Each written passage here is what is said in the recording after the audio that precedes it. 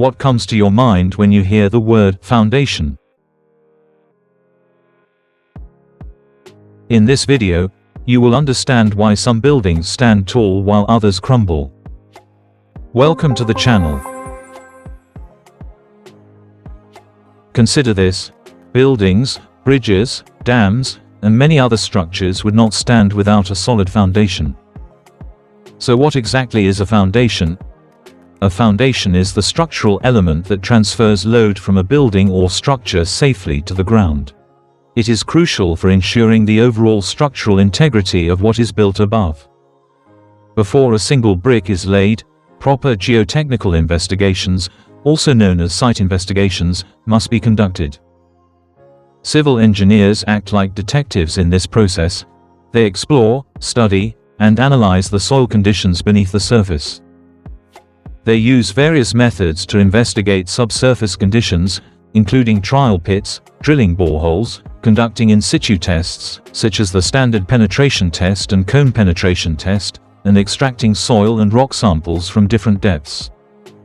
Once collected, these samples are analyzed in specialized laboratories to evaluate critical geotechnical properties such as shear strength, compressibility, density, permeability, and moisture content.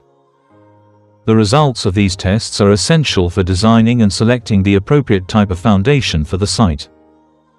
Let's look at the types of foundations. Foundations are broadly classified into two categories: shallow foundations and deep foundations. Shallow foundations. Shallow foundations transfer loads to the soil at a relatively shallow depth from the ground surface. They include 1. Pad or spread foundation. This type consists of a wide, individual base supporting a single structural column. Its purpose is to distribute the concentrated loads from the column over a larger area of soil. The design of a pad foundation is crucial in determining the appropriate size and thickness for the base, ensuring that the applied loads are effectively distributed without exceeding the soil's bearing capacity. 2. Raft or mat foundations. These are large concrete slabs that cover the entire footprint of a structure, supporting multiple walls and columns. Raft foundations are used when individual footings would be too close together, helping to minimize differential settlements, that is, uneven sinking, in the soil, and ensuring adequate bearing capacity. Strip foundations. These are long, narrow concrete footings designed to support continuous load-bearing walls. They can be made of plain or reinforced concrete, distributing the wall's loads along their length into the soil. Combined footings. These are used when two or more columns are so close together that their individual footings would overlap. Instead, the columns are placed on a single larger concrete base, which can be rectangular or trapezoidal. Strap footings. This consists of two or more isolated footings connected by a rigid beam known as a strap beam. This strap acts as a rigid connector, transferring moments and shear forces between the footings. It is often used when the footings of an exterior column cannot be placed centrally, such as near property lines. The second category of foundations, known as deep foundations, transfers the load from the structure to stronger soil or rock layers at greater depth. The most prominent type of deep foundation is the pile foundation.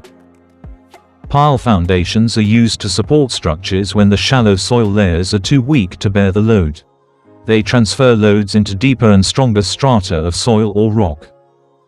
Piles are long, slender columns made of concrete, steel, or timber, driven into the ground or cast in situ to provide a stable base for structures. Piles can bear loads based on two principles: skin friction and end bearing capacity. Skin friction is the frictional resistance generated along the pile shaft as it interacts with the soil. Imagine trying to push a long stick into the ground. The resistance you feel along the sides of the stick as it goes deeper is skin friction. Similarly, for piles, the friction between the pile shaft and the surrounding soil provides significant resistance against the downward load from the structure. End bearing capacity. This method allows piles to bear loads by resting the toe, that is base, of the pile directly on a strong soil or rock layer, transferring the structure's load directly to this layer. Based on this capacity, piles are classified into three categories. 1. End-bearing piles. These transfer the load to a solid layer. 2. Friction piles. These bear the majority of the load through skin friction. 3. Combined end-bearing and friction piles. These bear loads through both skin friction and end-bearing capacity. Other classifications of pile foundations include: based on material and composition. Piles can be classified according to their materials as follows: timber piles, steel piles, concrete piles, and composite piles. Based on the method of installation. Piles can also be classified by how they are installed. 1. Driven piles. These piles are driven into the soil using pile hammers. The decision to use driven piles is carefully evaluated, as driving may pose inherent risk to surrounding structures and the environment. 2. Cast in situ piles. These concrete piles may be bored and cast on site, reducing the environmental risks associated with driving piles into the ground. The second type of deep foundation is the Caisson foundation. A caisson is a large watertight, hollow structure, typically made of concrete, steel, or timber, that is constructed above ground and then sunk into position, usually below water or in soft soil. Once it reaches the desired depth, the hollow interior is often filled with concrete to create a solid and stable foundation for bridges, piers, or other heavy structures. Caissons are classified into three types. 1. Open caisson. These are open at both the top and bottom. 2. Box caisson. This type of caisson is closed at the bottom and open at the top. 3. Pneumatic caisson. These caissons are closed at the top and kept under compressed air, providing a working chamber for workers. In summary, foundations are not just random bricks or concrete placed in the ground. They are essential components in every civil engineering structure. Careful selection and construction of foundations are what allow everything else to stand tall and strong.